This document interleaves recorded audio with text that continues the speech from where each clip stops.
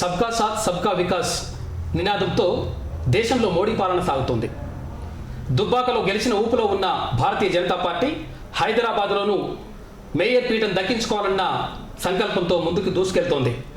ఈ నేపథ్యంలో జిహెచ్ఎంసీలోని సైదాబాద్ డివిజన్ నుంచి బీజేపీ అభ్యర్థిగా బరిలోకి దిగుతున్న కొత్త కాపు అరుణ రవీందర్ రెడ్డి గారిని అడిగి ఆమె ఎజెండా ఏంటి, ఈ డివిజన్ కోసం అభివృద్ధి కోసం మనం చేయాలనుకున్నటువంటి కార్యక్రమాలు ఏంటి, ఆమెని అడిగి తెలుసుకుందాం.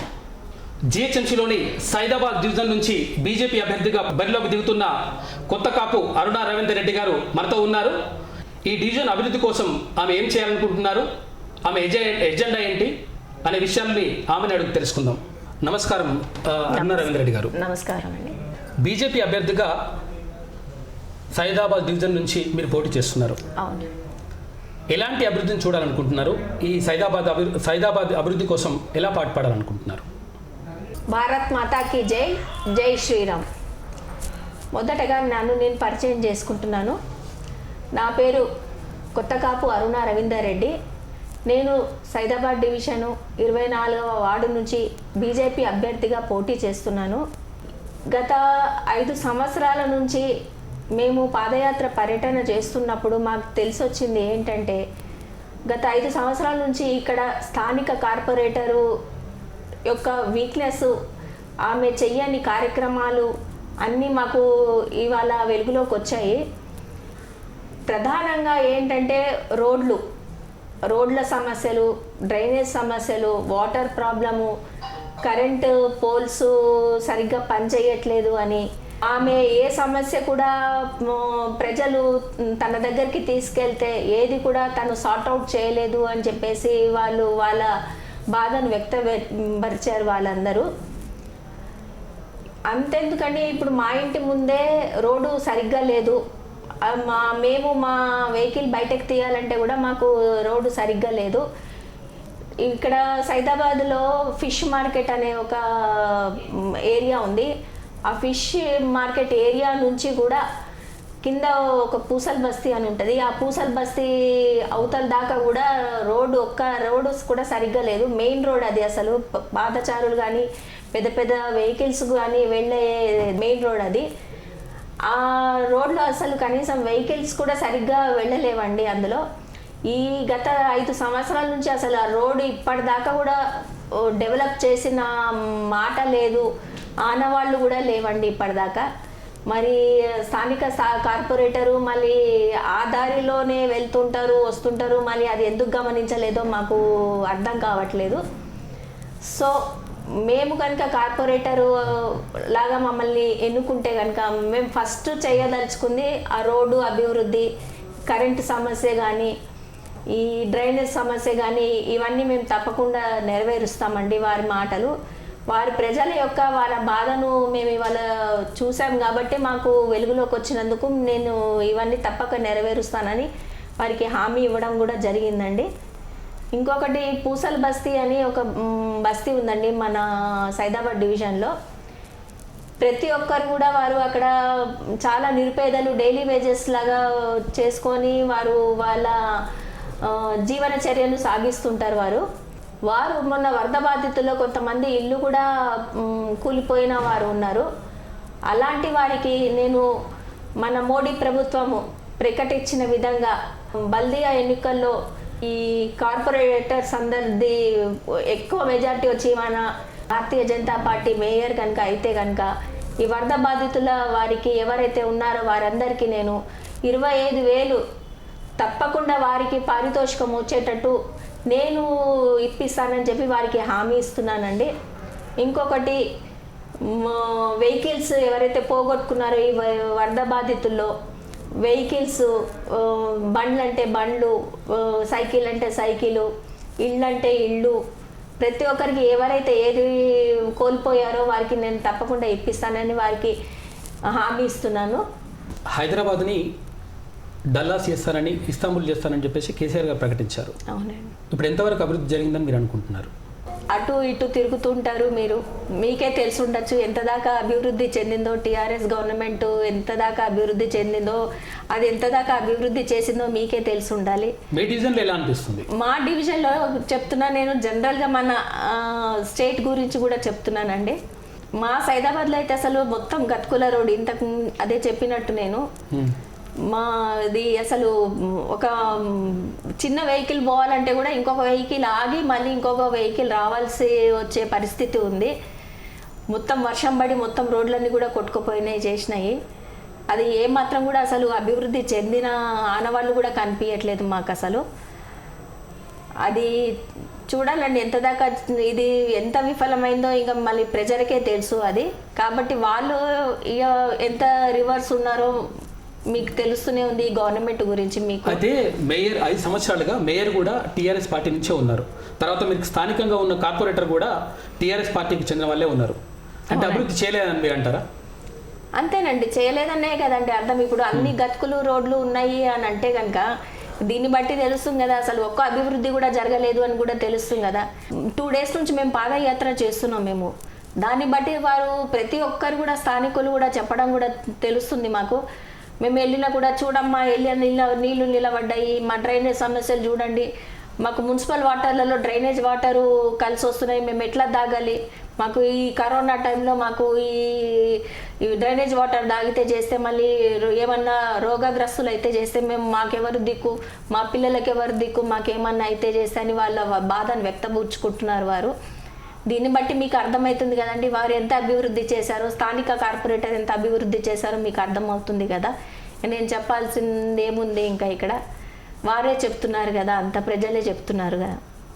భారతీయ జనతా పార్టీని గెలిపిస్తే హైదరాబాద్లో విద్వేషాలు రెచ్చగొడతారు, తర్వాత శాంతికి విఘాతం కలుగుతుందని చెప్పేసి మంత్రి కేటీఆర్ అంటున్నారు. దీనిపై మీరేమంటారు?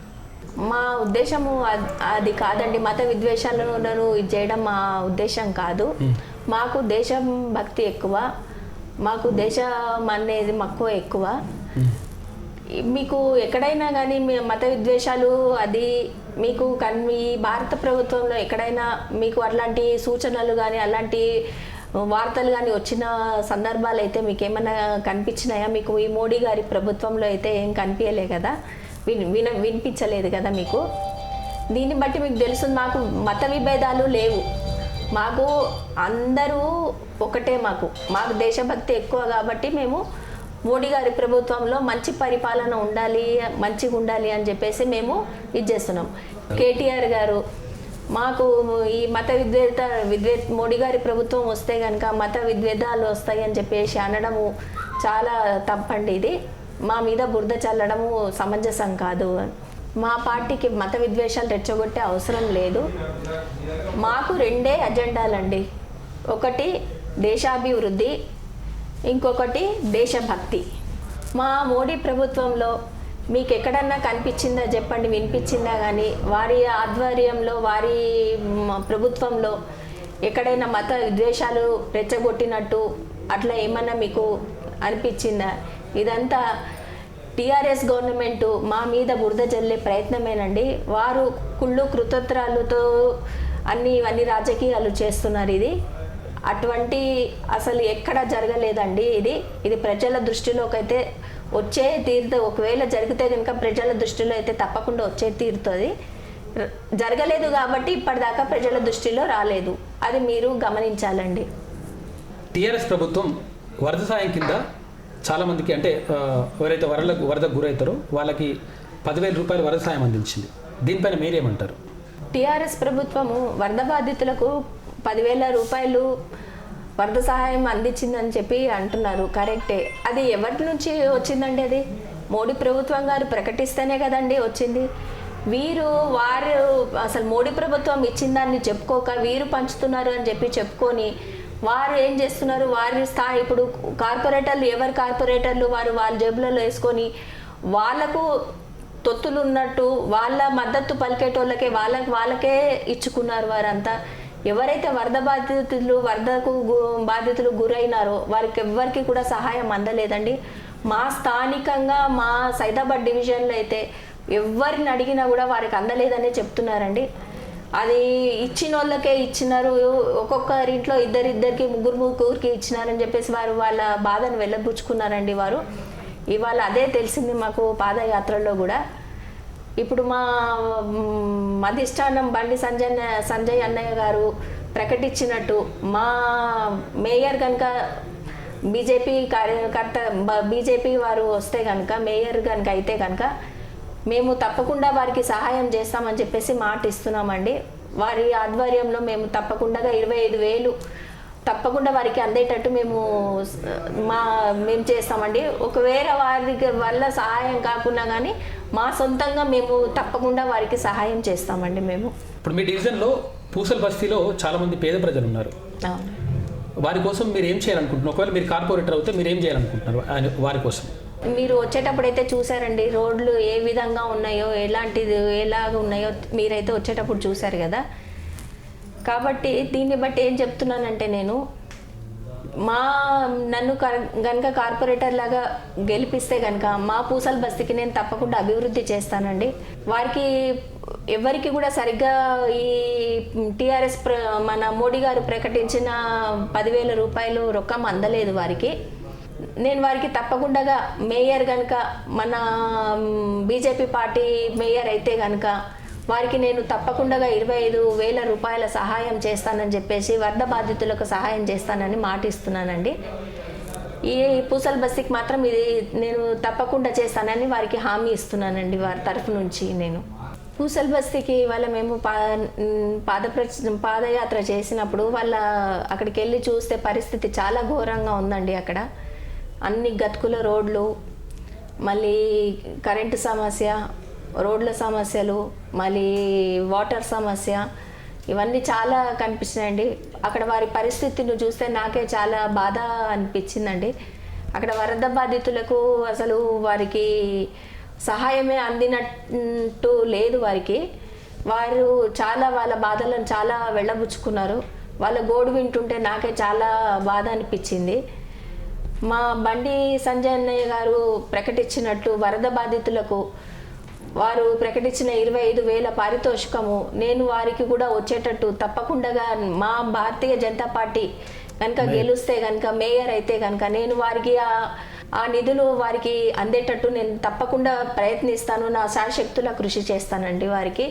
నేను ఇది తప్పకుండా వారికి నెరవేరుస్తానని హామీ ఇస్తున్నానండి. వారికి పూసల్ బస్తీ వారికి ప్రత్యేకంగా తప్పకుండా చేస్తానండి ఇది మాత్రము.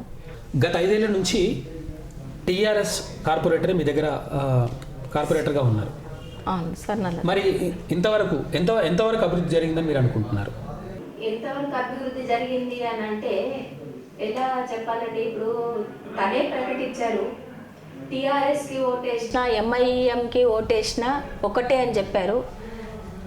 ఇప్పుడు టీఆర్ఎస్కి ఓటేసిన ఎంఐఎంకి ఓటేసిన ఒకటే అని అన్నప్పుడు ఇప్పుడు మన హిందుత్వాన్ని మొత్తం మనం కోల్పోతున్నట్టే కదండి. దానికి సంబంధించి మన ఆధారాలు ఉన్నాయి మా దగ్గర ఆధారాలు ఉన్నాయండి. ఇంతకుముందు తనే చెప్పారు వారికి వేసిన టీఆర్ఎస్కు ఓటేసిన ఎంఐఎం వాళ్ళందరూ మా టీఆర్ఎస్కే ఓటేస్తారని చెప్పారు. టీఆర్ఎస్ వాళ్ళంతా ఎంఐఎంకే ఓటేస్తారని చెప్పారు. దీన్ని బట్టి వారి యొక్క కుమ్మకు అర్థమవుతుంది మీకు. అభివృద్ధి జరిగింది పక్కకు పెట్టండి, అసలు వారు ఇద్దరు కుమ్మక్కై మొత్తము మన తెలంగాణనే ఆనవాళ్ళు లేకుండా చేసేటట్టు ఉన్నారండి వారు. ఎంఐఎం ఇప్పుడు టీఆర్ఎస్కి ఓటేసిన ఎంఐఎంకి ఓటేసిన ఒకటే అని అన్నప్పుడు మన హిందుత్వాన్ని మనము కోల్పోతున్నట్టే కదండి. మొత్తం మన హిందుత్వాన్ని వారి చేతిలో పెట్టినట్టు ఉంటుంది.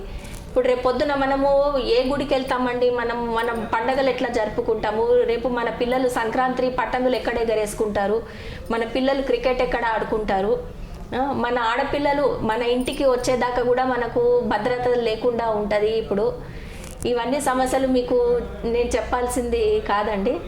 ఇక మీరే ఆలోచించండి ఎంత అభివృద్ధి చేసిందో టీఆర్ఎస్ గవర్నమెంట్, అది మీకే తెలియాలి. మరి గత ఎన్నికల ప్రచారానికి వచ్చినప్పుడు సైదాబాద్ డివిజన్ని మేము దత్తత తీసుకుంటున్నామని మంత్రి హరీష్ రావు, తర్వాత అప్పుడు భువనగిరి ఎంపీగా ఉన్న బూర నర్సయ్య గౌడ్ అన్నారు. అవునండి. మరి ఎంతవరకు దత్తత తీసుకున్నారా? దత్తత తీసుకుంటే ఎంతవరకు అభివృద్ధి చేశారు మీ డివిజన్ని?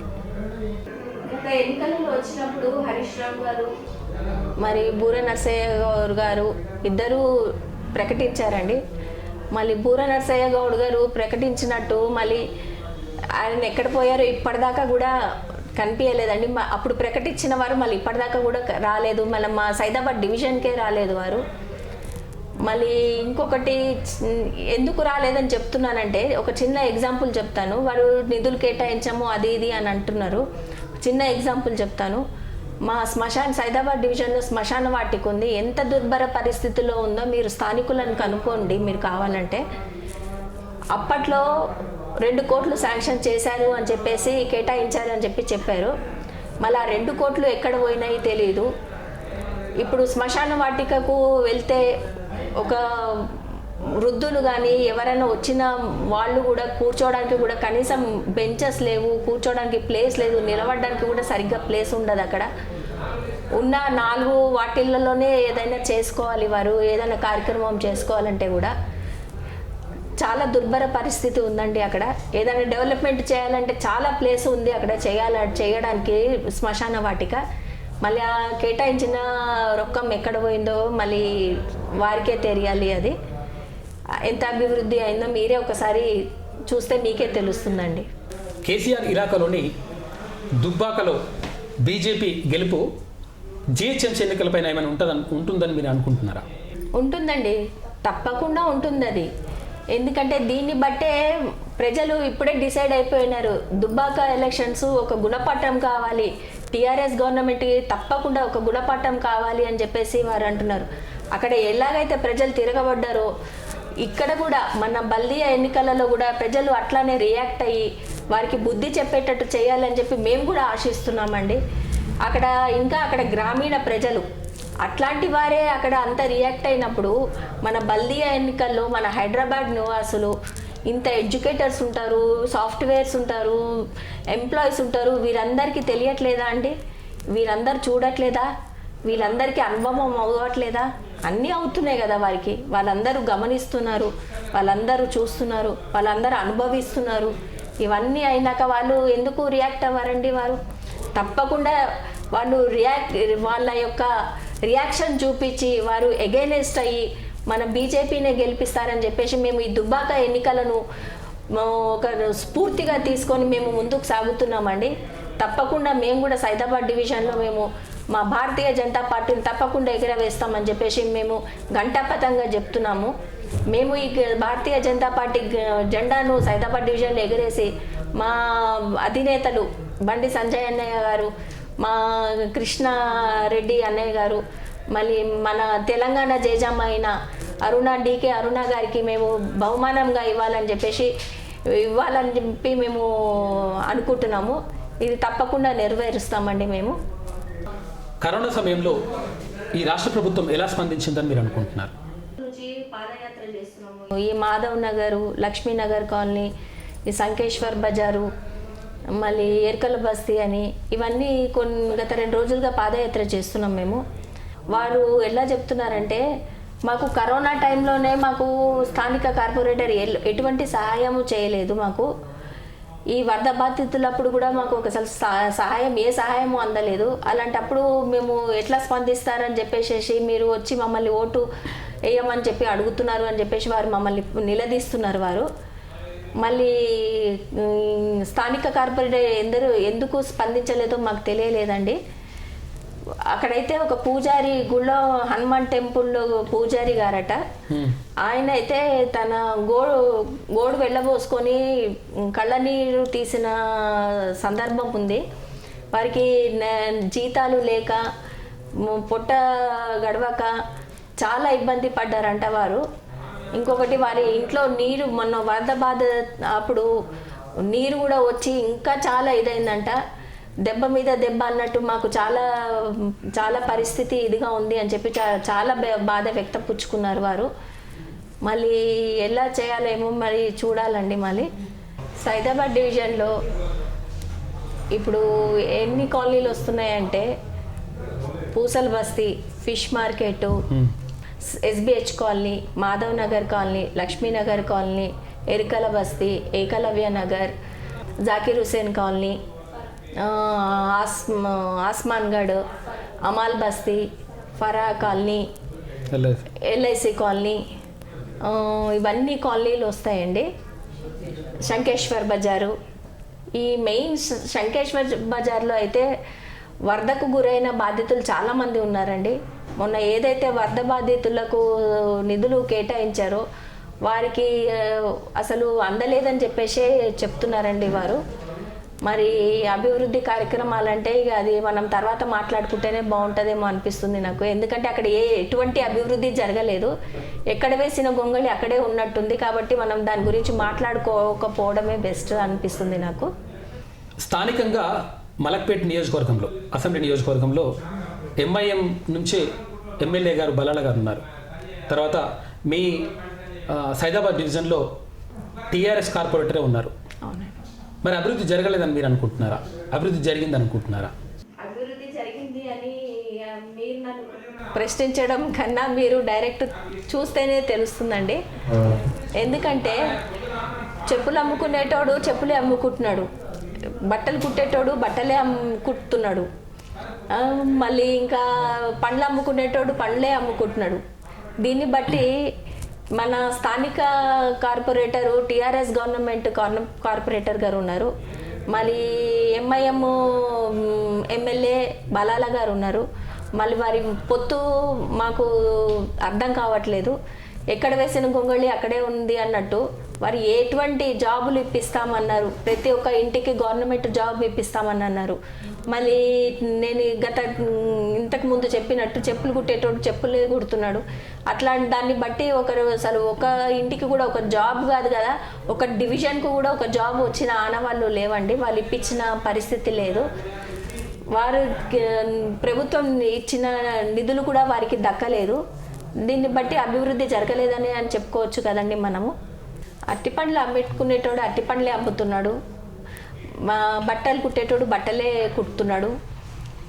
ఎవరి వృత్తి వాళ్ళే చేసుకుంటూ పోతుంటే మళ్ళీ మైనారిటీల ప్రభుత్వం వచ్చి ఏం లాభం అండి?